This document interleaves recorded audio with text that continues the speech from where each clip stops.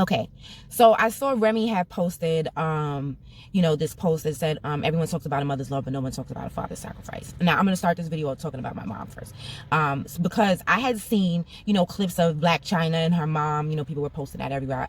I saw it, and it hit me. Not everybody has a mom like my mom, right? So my mom gave me a lot of, my mom's not perfect by no means, okay? But when it came to, like, I feel womanhood lessons, my mother was A1 top notch, okay? Like, how to carry yourself as a woman. And sometimes it was a little overboard, you know what I mean? Like, it was a little too stiff, but, she meant really well. So I'm going to pass on some, I think I'm going to start passing on things that my mother told me, okay? Sidebar, when I used to work at the school, people used to ask me all the time, because I don't have kids. They used to ask me all the time, like, how did I do such a good job? We used to have this thing called warm strict at the school, where you would show kindness and love, but be strict at the same time. And I was told once that this was one of my strong suits. And I was asked, how was I able to do it? And I would always tell them, I just imitate my mom. I just think to myself, what would my mother do? How would my mother treat me? And I do that. And there you go. Now, one of the things, my father used to work a lot. My father had a main job that he worked 40 hours a week, and then on the side he would work on cars. You know what I'm saying? He would hustle and work on cars. My father could do anything. He could fix anything. He could work on anything. He could drive anything. My father was a man's man, okay?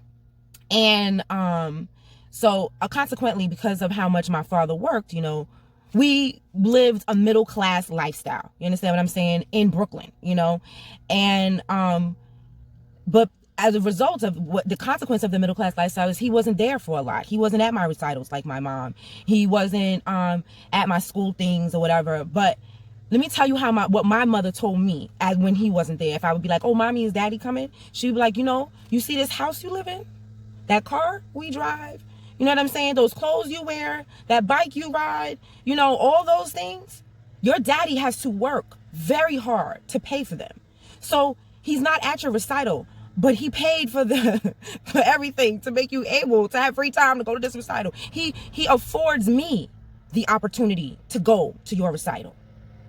And that's a lesson that I learned. So, ladies, we often have men who work a lot.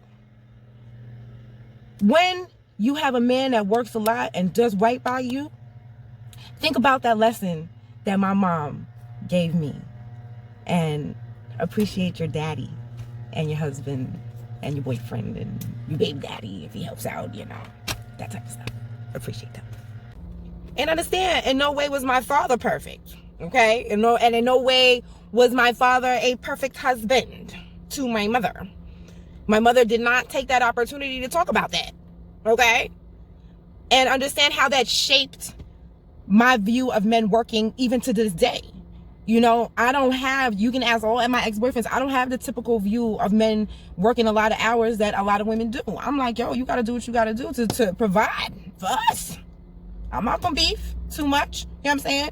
Do what you got to do. I'm going to try to make it easier for you. And as women, as moms, I believe that's our role as well, and like I said, I'm just passing on lessons that my mother taught me, and by my mother telling me and framing it that way for me as a young child, as a woman, how that makes me view men working.